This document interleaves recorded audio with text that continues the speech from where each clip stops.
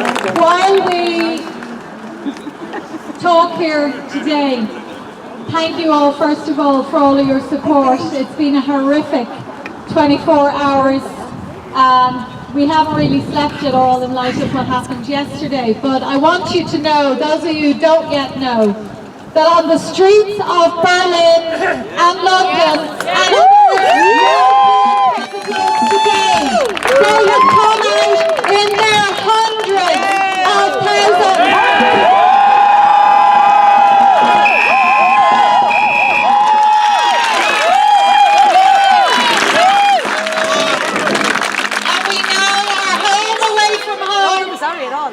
The United States, where so many of our diaspora are fighting for the truth now. People who were forced out of this country because it could not give them a future.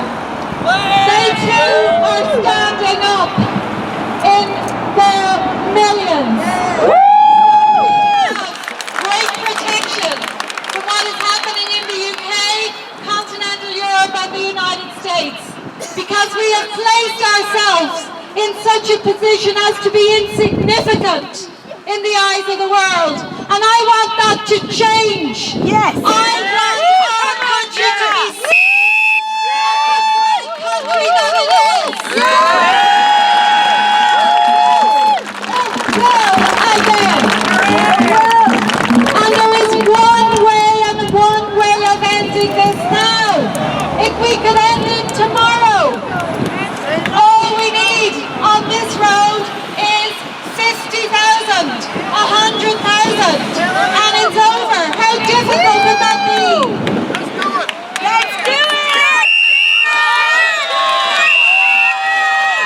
Let's do it!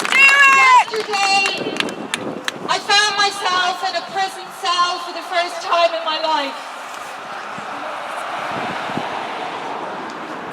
Just 51 years ago, around this time, I was christened down in that church there. And it's a place that's very important to me because my parents were married there. I made my first Holy Communion there, my confirmation, and my father was buried from there. So Donnybrook is very close to my heart. I was educated in Donnybrook too.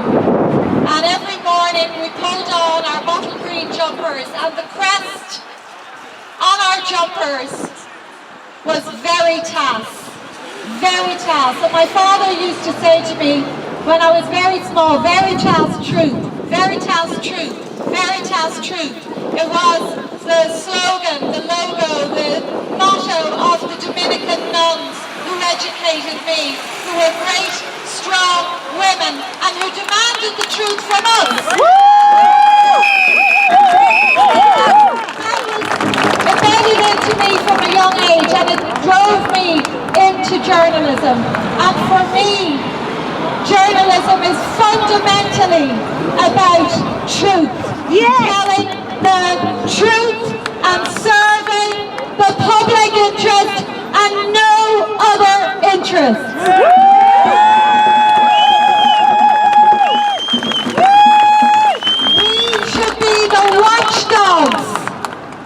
Not the lapdogs of government, which is what they have become. And when I was growing up, as John has said, this was a respectable institution. In fact, some of the journalists in here back in the 70s and 80s and 90s inspired me to go into journalism. And I watched them go after politicians on behalf of the Irish people until they got answers, and I said, I want to do that.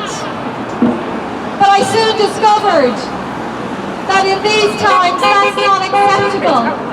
Journalists have to toe the line.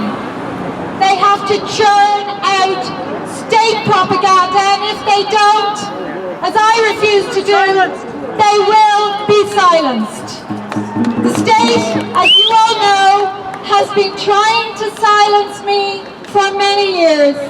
They took my job of 20 years, the Irish Independent, because I was exposing their corruption and the murders of citizens that they covered up. Recently I've been talking more about Veronica Guerin, in whose murder they are implicated.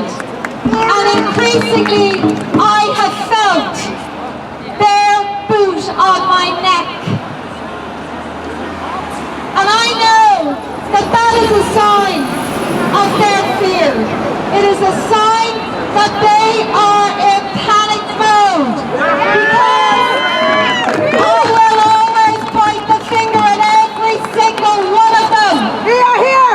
Not one of them stood up for Maurice McCabe when he was being called a paedophile with the assistance of this organisation.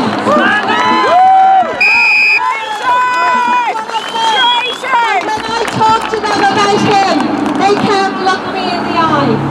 They stayed silent.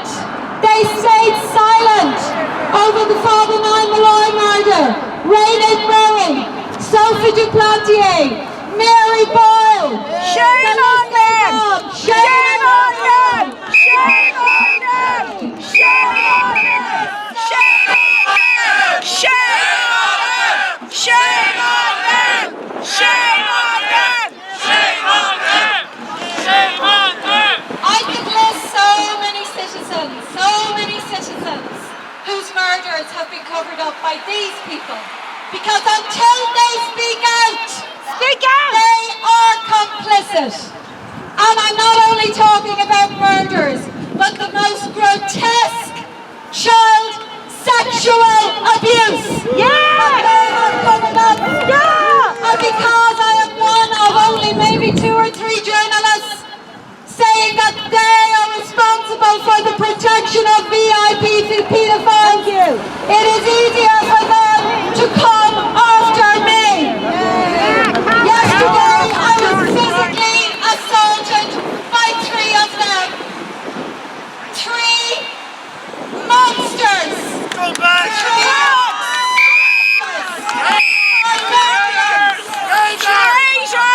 What was my crime? Trying to waken up our people to this scandemic. That was my crime. We have stood here so many times with better things to do to get our banners up here, because we know many people who travel on this road and all the roads in the country every day are not aware of what is actually going on. That's why we do it. It's a form of journalism. Let's tell them the truth. This is the truth we put up here. How else can we reach them? I've been taken off YouTube, Twitter, Facebook, you name it. Last night they took down my website for a while. This is our only means. We're leafleting all around the country because we care desperately about the Irish people. Yes!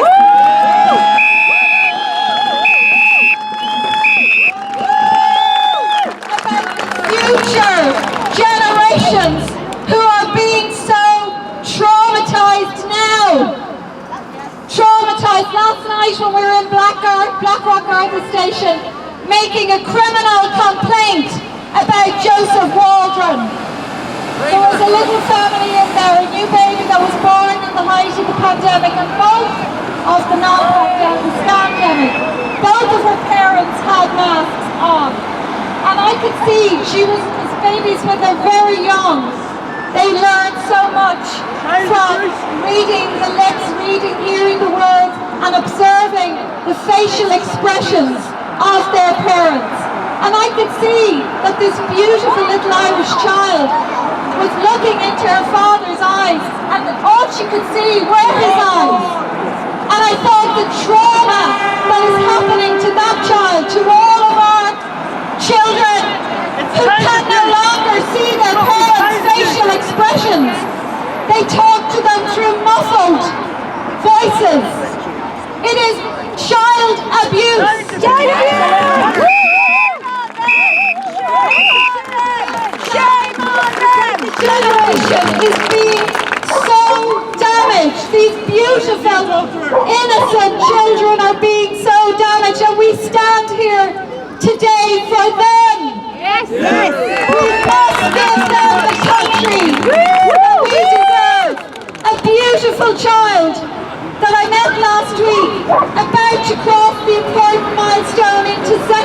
school on Monday. She won't be going. Why? Because her parents will not allow her to wear a mask.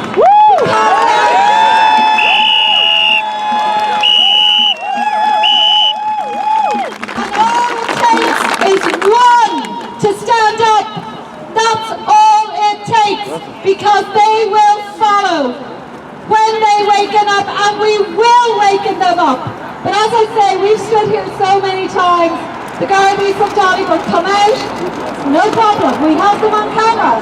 We know it is perfectly legal to do this. So what happened yesterday was illegal, an unlawful arrest, an unlawful detention. But as I said, and assault.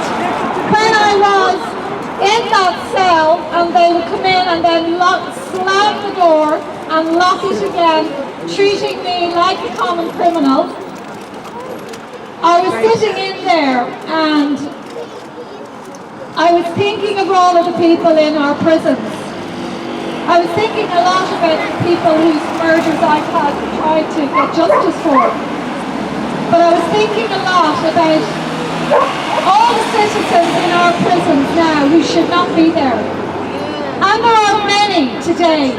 When I was in that cell with nothing, none of all of my possessions had been taken. I didn't even have a watch on me. It was taken. My wedding rings, everything was taken from me. And I felt for the first time in my life incredibly helpless, because I am somebody who likes to act. And I am utterly and totally committed to this country. Thank you, Gemma!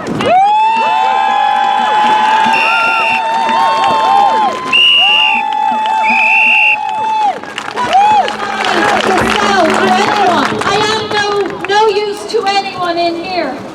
I knew probably this moment was coming, but I was thinking of all the other citizens who had been in that cell, beaten up by these thugs. Shame on them! Shame on them! Shame! These are the biggest threat to our society. Yes! These are, and they must be taken down. There was one solution to yesterday, but it didn't happen, and I understand there was a timing issue. The next time any one of our citizens is arrested, be it Andy, Dolores, Niall, myself, John, or any of you, I am asking you here today to get to the place where they are being held.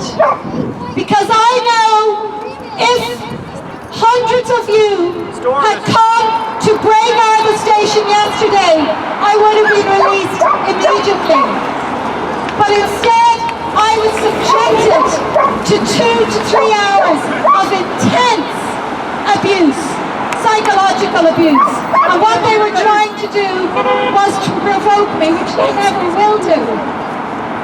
This is what they are doing to people all the time. They did it with Andy. And when we showed up in court in Castlebar for Andy, who was unlawfully arrested and detained a few weeks ago, the powers that be backed down. They backed down and they put off his case into the distance.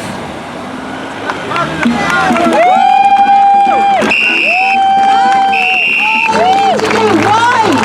Because they're embarrassed, they're worried, they're in panic mode, and if they see hundreds of you outside a Garda station and staying there until the person is released, then they will back down, because they will face this. I don't know, yesterday, I don't know, did this guy, was he on such a power trip? I don't know. But did he know it was me? Did he not? But he lost control.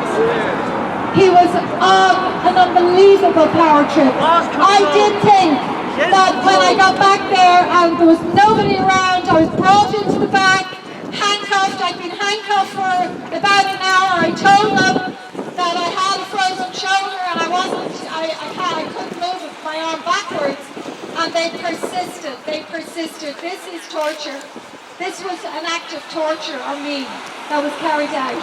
If they do this to me, can you imagine what they are doing to vulnerable citizens in very deprived communities that don't live in the leafy avenues of Dublin 4, but who live in the parts of our city and country that have been destroyed as a result of state dependency, socialism, communism, getting people into a position where they are utterly reliant on the state and they cannot make a go of things for themselves. They're the people that I am most worried about, because their children are being taken from them, as Dee knows. These single mothers are so vulnerable to go in and take the children. They are creating generations of Irish people who will be destroyed. That's all you have to do. We are the new Citizens Army here today.